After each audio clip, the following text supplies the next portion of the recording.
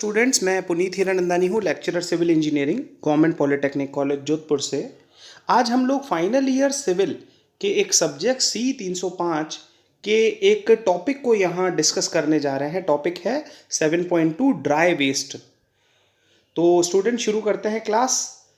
Plan of presentation की बात करते हैं। हम लोग इसमें क्या क्या चीज़ें पढ़ने जा रहे हैं। एक इंडेक्स के रूप में हम लोग इंट्रोडक्शन देखेंगे वेस्ट का, सॉलिड वेस्ट क्या होता है ये देखेंगे, टाइप्स ऑफ सॉलिड वेस्ट किस किस प्रकार के होते हैं, उसके क्या प्रभाव होते हैं, कैसा मैनेजमेंट हम लोग करते हैं, 3R के कंसेप्ट को, इत्यादि हम लोग इसके अंदर बहुत सारी आज जानकारी लेने जा रहे हैं। तो चलिए, वेस्ट क्या होता है। देखो, it is defined as what is rubbish, यो जो चीज अनुपयोगी है, थ्रैश है, रिफ्यूज है, अनवांटेड है, अब नहीं चाहिए, ऐसे जो भी वस्तुएं हैं उसको हम लोग वेस्ट कहते हैं।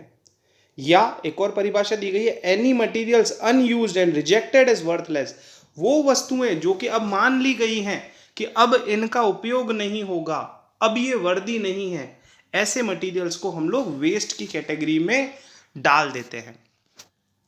अब टाइप्स ऑफ वेस्ट स्टूडेंट्स देखें, सॉलिड वेस्ट होता है, लिक्विड वेस्ट होता है, बिल्कुल गैशियस वेस्ट होता है, एनिमल के बाय प्रोडक्ट्स होते हैं, अलग अलग बायोडिग्रेडेबल वेस्ट होता है, केमिकल वेस्ट के बारे में हमने सुना है, कॉमर्शियल वेस्ट जो कि इंडस्ट्रीज से, बिजनेस से आने वाला कचरा, बायोमेडिकल वेस्ट जो कि हॉस्पिटल्स वगैरह से आता है स्टूडेंट्स, और बल्कि वेस्ट। तो ये वेस्ट के टाइप होते हैं। अब आगे बढ़ते हैं। सॉलिड वेस्ट जो हमारा आज का टॉपिक है, सॉलिड वेस्ट क्या होता है। तो यह नगर का एक सूखा कूड़ा होता है जिसमें रद्दी, कागज, चिथड़े, प्लास्टिक की थैलियां, राखी, पत्तियां, घास, जो भी चीजें हम लोग सोच सकते हैं, मिट्टी के कण, बजरी इत्यादि बहुत सारी चीजें सम्मिलित होती है। यह शीघ्र सड़ते नहीं है, इसलिए इनसे दुर्गंध और रोगाणु कम होते हैं। ये ज्वलनशील हो सकते हैं और अज्वलनशील हो सकते हैं, मतलब इन्फ्लेमेबल भी हो सकते हैं, नॉन इन्फ्लेमेबल भी हो सकते हैं। तो यहाँ पे जो लिखित डेफिनेशन है इसको पढ़ते हैं। It is defined as non liquid, obviously non liquid है, non soluble materials ranging from municipal garbage to industry. ये म्यूनिसिपल गार्बेज, घरेलू कचरा भी हो सकता है और इंडस्ट्री से प्राप्त होने वाला कचरा भी हो सकता है। That contain complex and sometimes hazardous substances. कई बार इसमें बहुत ही ज़्यादा हैजार्डियस, नुकसान पहुंचाने वाले वस्तुएं भी इसमें हो सकती है। अब सॉलिड वेस्ट क्या क्या होता है, क्या क्या चीज़ें इंक्लूड होंगी। Garbage, rubbish, demolition products, sewage treatment के जो रेसिड्यू होते हैं, डेड एनिमल्स इसमें हो सकते हैं, मेन्योर एंड डिस्कार्डेड मटेरियल इसमें हो सकते हैं। आगे बढ़ते हैं स्टूडेंट। सोर्स यहाँ चित्र में हमें दिख रहा है, एग्रीकल्चर से द्वारा कचरा उत्पन्न हो सकता है, फिशरीज के द्वारा मछली पालन से हो सकता है, हाउस होल्ड घरेलू कचरे को तो हम लोग देखते ही हैं, कॉमर्स और इंडस्ट्री से भी हो सकता है। तो इस चित्र में हमें सभी जो सोर्सेज हैं जो सॉलिड वेस्ट के हो सकते हैं वो हमें दिखे। अब स्टूडेंट्स, टाइप्स, तो ब्रॉडली सॉलिड वेस्ट को 3 टाइप्स में बांटा गया है। एक होगा म्यूनिसिपल, ये जिसको घरेलू अपशिष्ट कहते हैं, हाउस होल्ड वेस्ट। दूसरा इंडस्ट्रियल वेस्ट, ये कमर्शियल वेस्ट होता है, ये ज्यादा हैजार्डियस होता है। और तीसरा बायोमेडिकल वेस्ट, जो कि निश्चित रूप से हैजार्डियस होता है। बायोमेडिकल वेस्ट जो कि हम लोग हॉस्पिटल से प्राप्त करते हैं। अब म्यूनिसिपल सॉलिड वेस्ट क्या हुआ, क्या मतलब हुआ कि जो भी हमें घर से प्राप्त हुआ, हाउस होल्ड वेस्ट, कंस्ट्रक्शन से जो प्राप्त हुआ, डिमोलिशन से जो हमें प्राप्त हुआ, सैनिटेशन रेसिड्यू जो घरेलू होते हैं उनसे, वेस्ट फ्रॉम स्ट्रीट्स, गलियों से जो कचरा हुआ, ये सभी म्यूनिसिपल सॉलिड वेस्ट का उदाहरण है। अब इस चित्र के द्वारा हम लोग यहाँ पर देख रहे हैं कि सॉलिड वेस्ट में क्या क्या चीजें होंगी। देखो, पेपर हो सकता है, पेपर बोर्ड हो सकता है, यार्ड वेस्ट हो सकता है, मेटल्स हो सकते हैं, प्लास्टिक, फूड वेस्ट, तो अलग अलग प्रतिशत यहाँ पर दिखाया गया है। अब हैजार्डियस वेस्ट क्या होता है।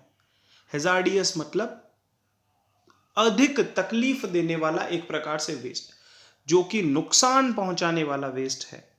तो इंडस्ट्री से और हॉस्पिटल से प्राप्त होने वाला जो कचरा है बिल्कुल नुकसान पहुंचाता है, हैजार्डियस होता है, तकलीफ देह होता है। और ये हैजार्डियस वेस्ट कई बार टॉक्सिक सब्सटेंसेस भी कंटेन करता है। अब hazardous waste could be highly toxic to humans, animals and plants, और ये कई बार कोरोसिव नेचर के होते हैं, इन्फ्लेमेबल मतलब ज्वलनशील भी हो सकते हैं। Industry sectors, in the industrial sector the major generators of hazardous waste are metal, chemical, paper, pesticide. हम लोग जानते हैं, देखिए डाई इंडस्ट्री से हैजार्डियस प्रोडक्ट्स मिलते हैं, केमिकल इंडस्ट्री से मिलते हैं, मेटल इंडस्ट्री से मिलते हैं, रबर इंडस्ट्री से हैजार्डियस वेस्ट प्रोड्यूस होता है। अब आगे बढ़ते हैं स्टूडेंट्स। हॉस्पिटल वेस्ट, जिसको हम लोग बायोमेडिकल वेस्ट भी कहते हैं, तो biomedical waste means any waste which is generated during the diagnosis, treatment और इम्यूनाइजेशन ऑफ ह्यूमन बीइंग। देखो, हॉस्पिटल से जो मिलने वाला कचरा है उसको हम लोग बायोमेडिकल वेस्ट कहेंगे। तो इनको पृथक रूप से सेपरेट किया जाता है, अलग से इनका डिस्पोजल जरूरी है। इनको घरेलू म्युनिसिपल अपशिष्ट के साथ में ना इसका डिस्पोजल, निपटान किया जा सकता है, ना ही इसको कहीं पे फेंका जा सकता है।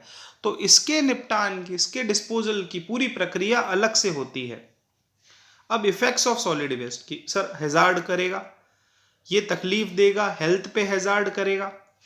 If solid waste are not collected and allowed to accumulate they may create unsanitary condition. यदि सॉलिड वेस्ट का निपटान, उसका इकट्ठा करना और उसका निपटान करना यदि हमने सही तरीके से नहीं किया तो यह बहुत सारे दुष्परिणाम हमें देगा।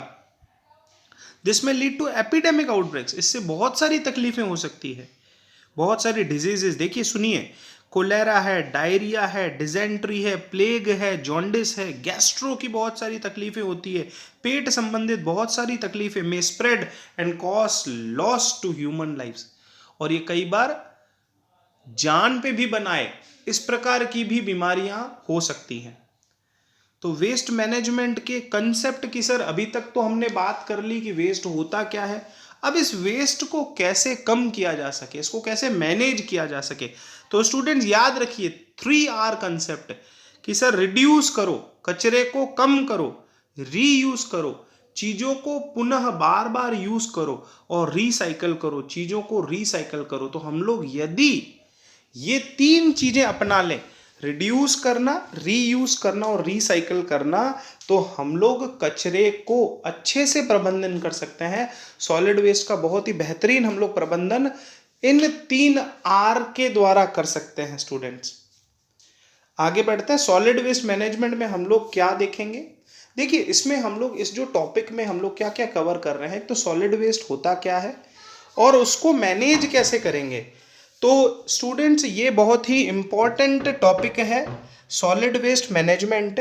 तो इस वेस्ट मैनेजमेंट में क्या होगा कि स्टोरेज होगा जी, फिर कलेक्शन होगा, फिर ट्रांसपोर्टेशन एंड हैंडलिंग होगा, रिसाइकलिंग की इसको रिसाइकिल करेंगे हम लोग, disposal and monitoring of waste materials, फिर डिस्पोजल करेंगे, इनका निपटान करेंगे।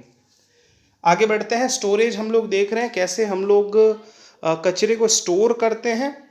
तो इनको हम लोग पब्लिक बिन्स में कर सकते हैं, गैल्वनाइज स्टील डस्टबिन में कर सकते हैं। तो इस प्रकार से स्टोर किया जाता है सर्वप्रथम।